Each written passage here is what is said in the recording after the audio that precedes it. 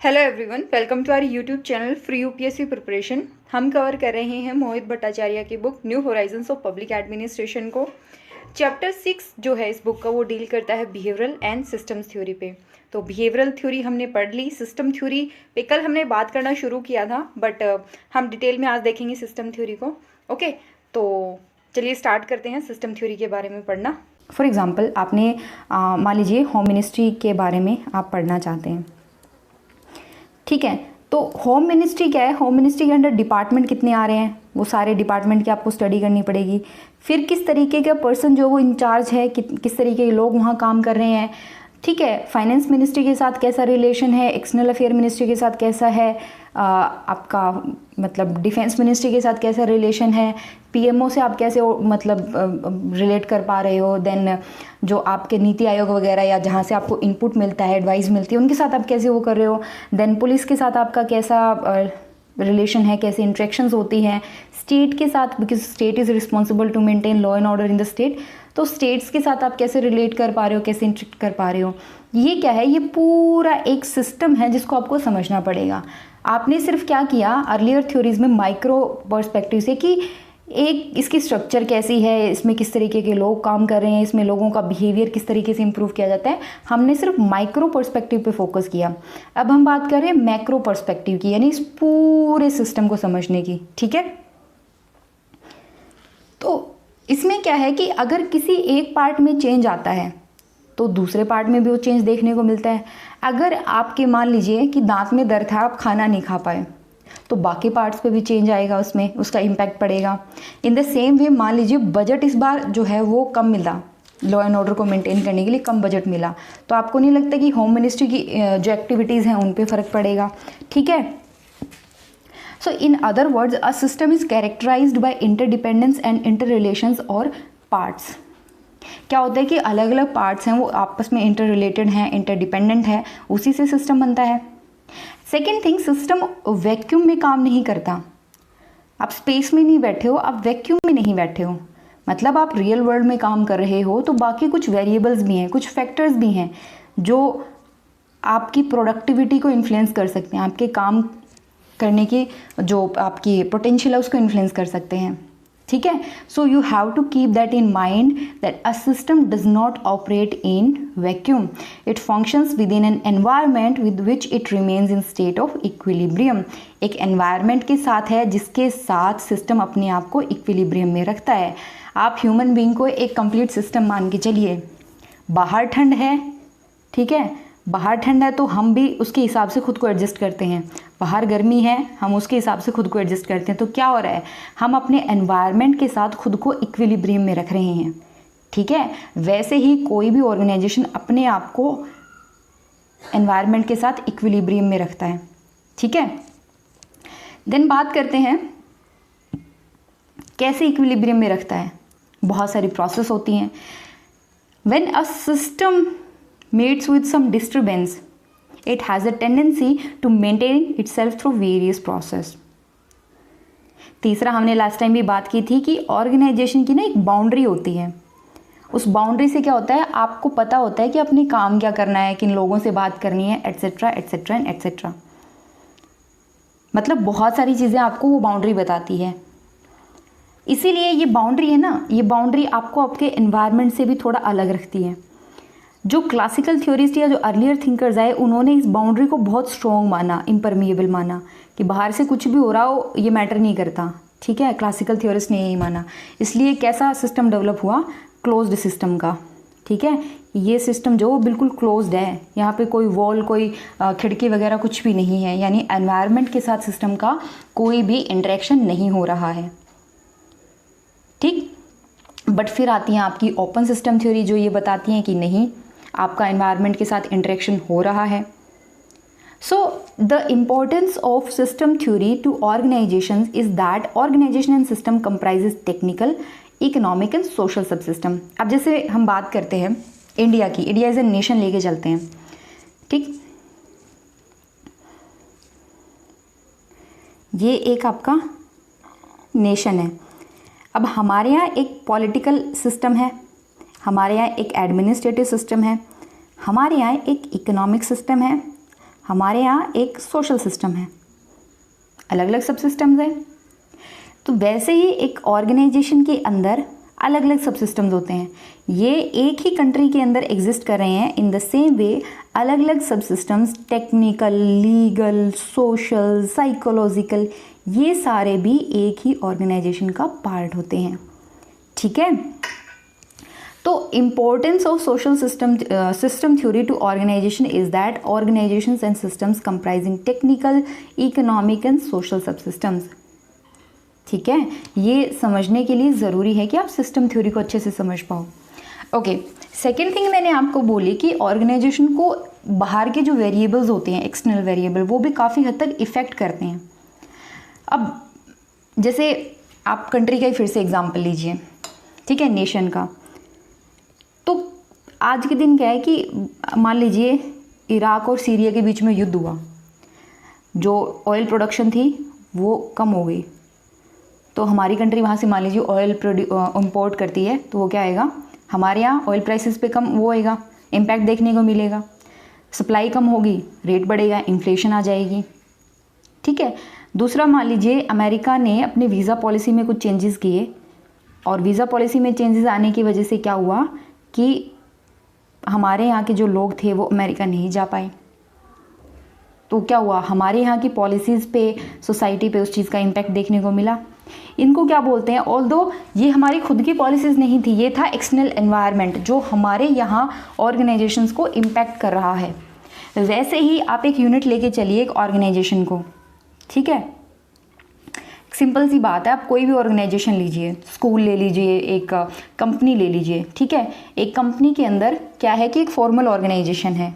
ठीक है, formal organisation मतलब जो हायरार्की है वो है। दूसरा इनफॉर्मल है, काम करने गए, आपको 3 साल हो गए वहाँ पे काम करते हुए, एक ग्रुप बन गया आपके फ्रेंड्स का, 5 लोगों का ग्रुप बन गया, इनफॉर्मल ऑर्गेनाइजेशन है। Then individual variable, individual variable में क्या है कि आप 9 to 5 जॉब करते हो, उसके बाद में आपकी खुद की लाइफ है, खुद की पर्सनालिटी है। ठीक है, आपका खुद का एक बैकग्राउंड है, वो भी वेरिएबल्स हैं। अब एक बंदा ऑक्सफोर्ड से पढ़ गया है और एक अपना लोकल कॉलेज से पढ़ा है, दोनों की अंडरस्टैंडिंग लेवल में, दोनों की हो सकता है कि जो इंटेलेक्चुअल लेवल है उनमें फ़र्क हो, बिकॉज दोनों का बैकग्राउंड अलग है। देन आता है एक टेक्निकल सिस्टम आता है टेक्नोलॉजी का, एंड देन हम पढ़ते हैं एक्सटर्नल एनवायरनमेंट के बारे में। ये 3 चीज़ हम पहले भी पढ़ चुके हैं, और ये 2 चीज़ हमारे लिए बिल्कुल नहीं है। ठीक है, 1 by 1 एक एक को पढ़ते हैं। जैसे पहले हम बात करेंगे कि जो स्टार्टिंग या इनिशियल थ्योरीज डेवलप हुई, नॉर्मली फॉर्मल ऑर्गेनाइजेशन को ही ऑर्गेनाइजेशन बोला जाता है। जैसे मैं जब कहती हूँ ना ऑर्गेनाइजेशन, तो आपके मन में आता है कि कोई कंपनी होगी या गवर्नमेंट का कोई डिपार्टमेंट होगा। ठीक है, यानी कोई लीगल एंटिटी है, कोई फॉर्मल ऑर्गेनाइजेशन है। लेकिन सोशल थ्योरी ये मानती है कि वेरिएबल्स जो है ना, जो ऑर्गेनाइजेशन को इफेक्ट करते हैं, उनमें फॉर्मल ऑर्गेनाइजेशन महज एक वेरिएबल है, ये अपने आप में एक वेरिएबल, अपने आप में पूरा ऑर्गेनाइजेशन नहीं है। जैसे ये ऑर्गेनाइजेशन है, ठीक है, इसके अंदर फॉर्मल और इनफॉर्मल दोनों फैक्टर काम कर रहे हैं। महज फॉर्मल ऑर्गेनाइजेशन को ऑर्गेनाइजेशन मान लेना ये गलत होगा। ठीक है, वहाँ पे इनफॉर्मल फैक्टर भी काम करते हैं। देन फॉर्मल ऑर्गेनाइजेशन क्या करता है, वो आपको गोल्स देता है, वो काम को छोटे छोटे टुकड़ों में बांट देता है, देन आपकी एक्टिविटीज़ को कोऑर्डिनेट करता है, कंट्रोल करता है इन सारी एक्टिविटीज़ को। ये सारा काम फॉर्मल ऑर्गेनाइजेशन करता है। Organizations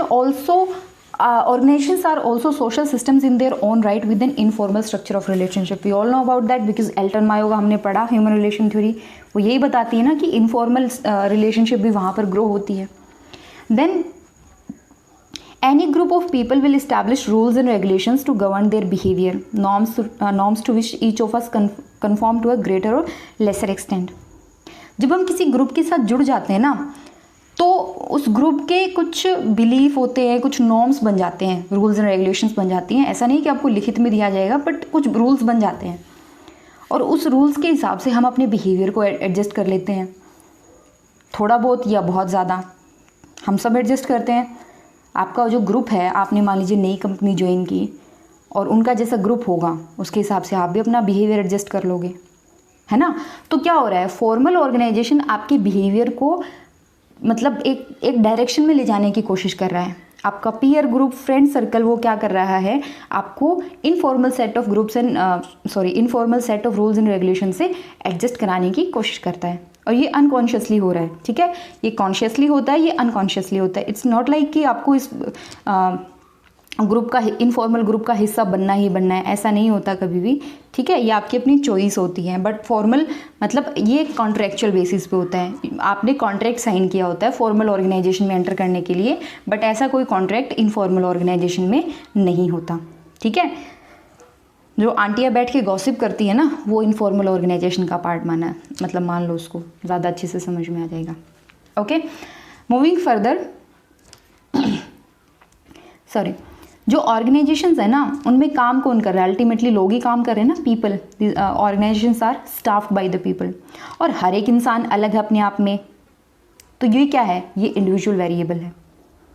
the difference may not be very great, but each of us has his own personality, his own particular background. कोई रूरल बैकग्राउंड से है, कोई अर्बन से है, कोई मेट्रोपॉलिटन सिटी से बिलोंग करता है।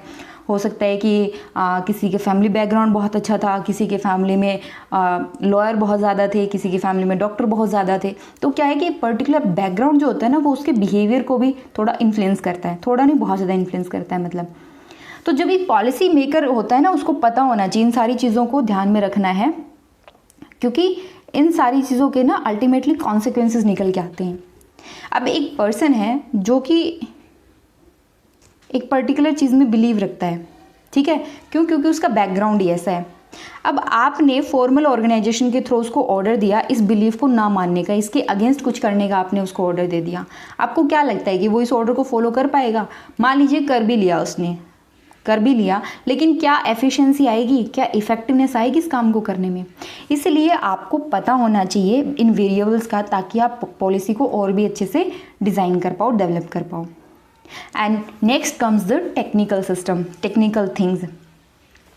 टेक्निकल सिस्टम क्या होता है? ये वो मशीनरी, वो टूल्स होते हैं जिनसे हम चीज़ें प्रोड्यूस करते हैं। एक कंपनी है, बैग बना रही है, तो जिन तरीकों से, जिन मेथड से, जिन मशीनरी एंड टूल्स का यूज़ करके वो बैग बना रही है, उनको हम क्या बोलते हैं? टेक्निकल सिस्टम्स बोलते हैं। It can be as simple as carpenters hammer, और ऑटोमेटेड कार मैन्युफैक्चरिंग प्लांट में मशीनरी का ही पार्ट है, टेक्निकल सिस्टम का पार्ट है।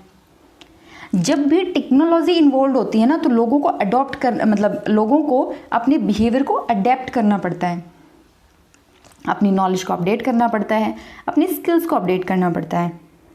जैसे सबसे बेस्ट एग्जांपल है इसका कंप्यूटर। जब कंप्यूटर आया ऑफिस में, कंप्यूटर पे लोगों को काम करना पड़ा, तो स्टार्टिंग में तो वो हेजिटेट किया उन्होंने, बट धीरे धीरे वो इस नई टेक्नोलॉजी के साथ अपने बिहेवियर को, अपनी नॉलेज और अपनी स्किल को एडजस्ट करने में कामयाब हुए। सो जब भी टेक्नोलॉजी आती है, लोगों को अपना बिहेवियर चेंज करना पड़ता है, ठीक है। देन टेक्नोलॉजी न केवल इनफॉर्मल बल्कि फॉर्मल स्ट्रक्चर को भी चेंज करती है, अफेक्ट करती है। एंड न केवल ऐसा नहीं है कि टेक्नोलॉजी सिर्फ डेमोक्रेटिक या अथॉरिटेरियन स्टाइल में काम करती है, नहीं, कैसी भी मैनेजमेंट हो, कैसा भी सिस्टम हो, जब भी टेक्नोलॉजी होगी, टेक्नोलॉजी के साथ आपको अपने बिहेवियर को चेंज करना पड़ेगा, ठीक है। जिस तरीके होता है ना, अवेलेबल टेक्नोलॉजी के साथ आपने काम किया। अब किसी कंट्री के अंदर मान लीजिए अलग अलग डेवलपमेंट लेवल है, तो हमारे यहाँ 4G एक मतलब लेटेस्ट टेक्नोलॉजी है, जहाँ पे 5G आ चुका है वहाँ उनके लिए 5G लेटेस्ट टेक्नोलॉजी है। तो ये भी डिपेंड करता है, बट टेक्नोलॉजी फॉर्मल स्ट्रक्चर की जो होती है उसको इन्फ्लुएंस करती है। एंड चाहे मैनेजमेंट कैसी भी हो, वो चाहे डेमोक्रेटिक हो चाहे अथॉरिटेरियन हो, हर सिस्टम में टेक्नोलॉजी काम करती है। देन हमने बात की थी कि organization naturally do not exist in vacuum. तो क्या होता है, आउटसाइड वर्ल्ड से प्रेशर आता रहता है, culture, technological change, education, politics, natural and human resource, economic framework etcetera, ये सारे क्या हैं? These are the pressure from the outside world. ये इनको क्या बोलते हैं? इनको बोलते हैं आप एक्सटर्नल एनवायरनमेंट। तो एक एडमिनिस्ट्रेटर का काम है, it is a job of the administrator is to ensure the integration of this variable in meeting the organizational objectives. ध्यान रखना पड़ेगा, ठीक है।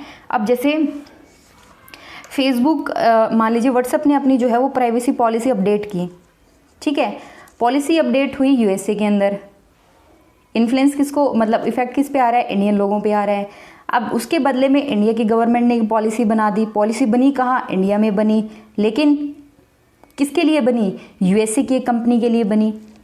हुआ क्या, हमारी एक फिजिकल बाउंड्री के अंदर तो वो कंपनी एग्जिस्ट नहीं करती। ये ऐसे जो प्रेशर्स होते हैं ना उनको बोलते हैं एक्सटर्नल एनवायरनमेंट, ठीक है। तो एडमिनिस्ट्रेटर का काम है कि वो इन सारी चीज़ों को ध्यान में रखे जब भी वो काम कर रहे हैं या जब भी ऑर्गेनाइजेशनल ऑब्जेक्टिव को अचीव करने की कोशिश कर रहे हैं। तो एक एनालिस्ट होना चाहिए administrator, and there is not one best way to manage in all the situation. इस बात को आप ध्यान रखेंगे कि हर एक सिचुएशन अलग तरीके की स्ट्रेटेजी डिमांड करती है। ज़रूरी नहीं है कि आपने मान लीजिए रिवोल्ट तो नहीं बोलूँगी मैं, एजिटेशन हो रहा था कहीं पे, ठीक है, तो वहाँ पर आपने अलग तरीके से हैंडल किया। जब डिज़ास्टर आएगी तब आप अलग तरीके से हैंडल करोगे। जब आप मान लीजिए कि लोगों में किसी बात का डर है तब आप उस सिचुएशन को अलग तरीके से डील करोगे। So every situation demands different strategy. ये आप यूज़ करोगे पब्लिक पॉलिसी के एस्पेक्ट में भी। When we are going to study about the public policy formulation, you need to keep that in mind कि every situation demands different kind of strategy. Okay? Moving further, system theory क्या करती है? System theory basically आपको एक ऐसा framework provide कराती है जिससे आप एक पूरे सिस्टम को अच्छे से समझ पाते, पूरे जितने भी फैक्टर्स हैं ना, ठीक है, जितने भी फैक्टर्स हैं जो एक ऑर्गेनाइजेशन को इन्फ्लुएंस कर रहे हैं उन सबको आप समझ पाते हो, चाहे वो इंटरनल हो चाहे फिर वो एक्सटर्नल हो, एंड देन फिर आप उनके सॉल्यूशंस को ढूंढने की कोशिश करते हो। So the complex fast moving administrative problems presented by the second world war resulted in the development of new management technique. We all know about that. Second world war आया, नई तरीके की हमारे पास एडमिनिस्ट्रेटिव प्रॉब्लम्स आई, and उससे हमने क्या किया, नई तरीके की मैनेजमेंट टेक्निक डेवलप की। देन वो जो सेकेंड वर्ल्ड वॉर के बाद एक नए तरीके का एनवायरनमेंट उभरा, उसकी वजह से हमने जो थ्योरेटिकल मॉडल्स थे उनसे बाहर निकल के एक नया पर्सपेक्टिव लेने की कोशिश की, ठीक है। इन्होंने क्या किया, it forced a wider outlook than earlier theoretical model allowed and made extensive use of empirical tested ones. ऐसे मेथड्स ट्राई किए गए जिनको रिसर्च की गई थी, जिनके ऊपर जिनको टेस्ट किया गया था, एविडेंस लाए गए थे उनके फेवर में, ठीक है। और क्या हुआ, मैथमेटिकल मॉडल को फॉलो किया गया, मैथमेटिकल मॉडल्स को इवॉल्व किया गया, and this became known as the operation research. इस पूरे टेक्निक को, नई थ्योरी को, या जो ये नया ट्रेंड आया उसको क्या बोला गया, ऑपरेशन रिसर्च बोला गया।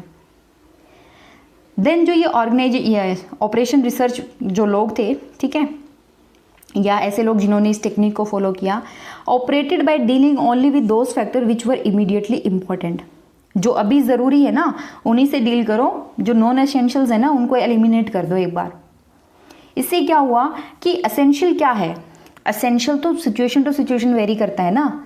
अब कोविड पेंडेमिक में सिचुएशन अलग है, एसेंशियल चीज़ें अलग हैं कि लोगों की लाइफ इंपॉर्टेंट है, बिल्कुल सही बात है। लोगों की लाइफ के लिए क्या चीज़ चाहिए उनको, आपने सबसे पहले तो अवेयर हो, वो प्रिकॉशंस लें, उनके लिए लोगों तक आपने अवेयरनेस फैलानी है लोगों में।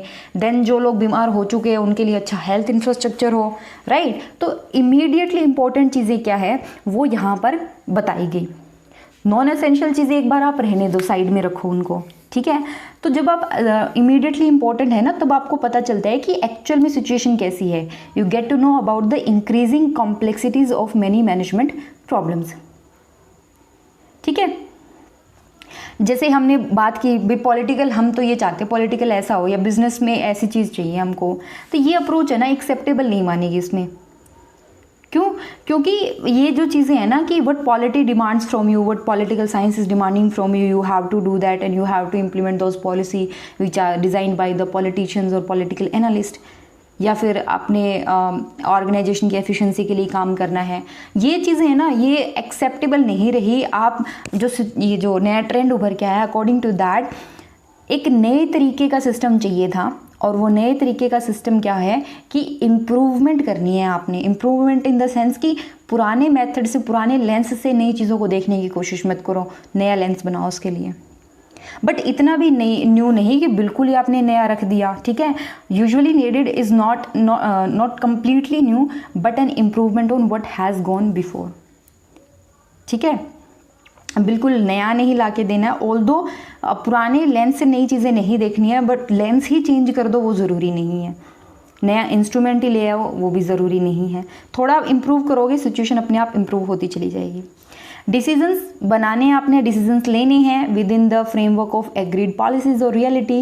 एंड ऐसा क्यों? बिकॉज पॉलिसीज एंड रियलिटी जो होगी ना, सिचुएशन जो होगी वो एक्सटर्नल वेरिएबल्स की उनको लिमिट कर देगी, ठीक है। And you get to know what is important for you, fine. इसको दोबारा पढ़ोगे आप तो इजीली आपको चीज़ें समझ में आने लगेंगी, ओके। अब मैंने आपको बताया कि every situation demands different strategy, different approach. तो जो आप सिचुएशन टू सिचुएशन आपकी अप्रोच वेरी करती है ना, इसको बोलते हैं contingency theory, depends upon the situation, situational theory. So the application of systems theory to practice is known as the contingency administration or contingency management. अगर ऐसा होगा तो हम ये करेंगे, अगर वैसा होगा तो हम ये करेंगे। If and then, if something is going to happen like this, we are going to do this. ठीक है, अगर कोविड पेंडेमिक आ गया तो हम ये करेंगे, अगर ब्लैक फंगस आ गया तो हम ये करेंगे, अगर फ्लड आ गई तो हम ये करेंगे। सिचुएशन टू सिचुएशन वेरी कर रही है आपका अप्रोच, आपकी approach situation to situation vary कर रही है, ओके। इसमें इफ़ जो है वो इंडिपेंडेंट वेरिएबल है, देन जो है वो डिपेंडेंट वेरिएबल है। इफ़ वो तो आप कंट्रोल नहीं कर सकते ना कि ऐसा होगा, लेकिन अगर ऐसा हुआ तो हम ऐसा करेंगे। देन डिपेंड करता है इफ़ पे, ठीक है। ये सिचुएशन जो है वो कंटिजेंसी थ्योरी को एक्सप्लेन करती है। सबसे इम्पॉर्टेंट चीज़ तो आपको पता होनी चाहिए एप्रोप्रिएट इंडिपेंडेंट वेरिएबल्स क्या हैं सिचुएशन के। देन आपने उन वेरिएबल्स को स्टडी करना है, मतलब इम्पॉर्टेंट अभी क्या है, इमीडिएट फोकस किस पे करना है वो चीज़ें पता होनी चाहिए, उनके हिसाब से काम करो, उनको एनालाइज करो, ठीक है। एंड देन जब ये काम हो जाए उसके हिसाब से अपना कोर्स ऑफ एक्शन डिसाइड करो, right, with in the effective given the situation that exist. जो सिचुएशन अभी एग्जिस्ट कर रही है उसके हिसाब से आपके पास ये रिसोर्सेज हैं, आपने इन चीज़ों पे फोकस करना है, राइट। अभी जैसे नॉर्मली गवर्नमेंट क्या करती है, मान लीजिए इन्फ्लेशन को कंट्रोल करने की कोशिश करती है कि हद से ज़्यादा इन्फ्लेशन ना बढ़ जाए, ठीक है, या फिर दूसरे तरीके से सोचे हम कि डेप्ट ना बढ़े। लेकिन जब इकोनॉमी स्लो हो रही है तो क्या करती है गवर्नमेंट कुछ ना कुछ पुश करती है इकोनॉमी में, ठीक है। जिससे क्या होगा, डिमांड बढ़ेगी तो इन्फ्लेशन भी, मतलब इन्फ्लेशन डेफिनेटली होगी, बट मेन फोकस क्या है गवर्नमेंट का, to boost the demand, to boost the economic growth. Situation vary की ना, सिचुएशन वेरी करते ही प्रायोरिटीज चेंज हुई, ये चीज़ आपको समझनी है, ठीक है। अब बात करते हैं ओपन एंड क्लोज्ड सिस्टम्स के बारे में। ऑर्गेनाइजेशन को हम ओपन एंड क्लोज्ड सिस्टम के हिसाब से क्लासीफाई करते हैं। मैंने आपको बताया कि अगर आप अपने एनवायरनमेंट के हिसाब से रिस्पोंड करते हो then you are open system, अगर आप रिस्पोंड नहीं करते then you are a closed system. So organisation में closed system do not respond to their environment. Example classical theory में बाहर कुछ भी हो जाए हमें कुछ नहीं पता, हमने तो एक बेस्ट तरीका दे दिया, उसके हिसाब से काम करना है। तो इस तरीके को, इस सिस्टम को bureaucratic, hierarchical and mechanistic method भी बोला जाता है, मैकेनिस्टिक सिस्टम भी बोला जाता है। ओपन सिस्टम क्या होते हैं, they generally respond to their organisations. इसी के साथ ख़त्म करते हैं आज का ये अपना लेक्चर। ऑल्दो इसमें बहुत सारे पॉइंट एक्स्ट्रा ऐड किए गए थे which is not mentioned in the book, but I hope आपको सिस्टम थ्योरी जो है वो अच्छे से समझ में आ गई होगी, बिकॉज अगर आपने बेसिक कॉन्सेप्ट को समझ लिया तो बुक को पढ़ना बहुत ईजी हो जाएगा आपके लिए। तो आप ये नोट्स पढ़ सकते हैं हमारी वेबसाइट www.freeupscpreparation.com पे। लिंक आपको कम्युनिटी टैब के अंदर शेयर कर दिया जाता है, ठीक है। उसके अलावा आप कमेंट करके हमें अपने डाउट या फिर कोई भी सजेशन आपके पास है बता सकते हैं। सब्सक्राइब करें चैनल को अगर अभी तक आपने चैनल को सब्सक्राइब नहीं किया है, लाइक करें वीडियो को एंड कमेंट कोई भी डाउट क्वेरी कुछ भी है तो। ओके, मिलते हैं नए वीडियो के साथ जल्दी। Till then take care and thank you.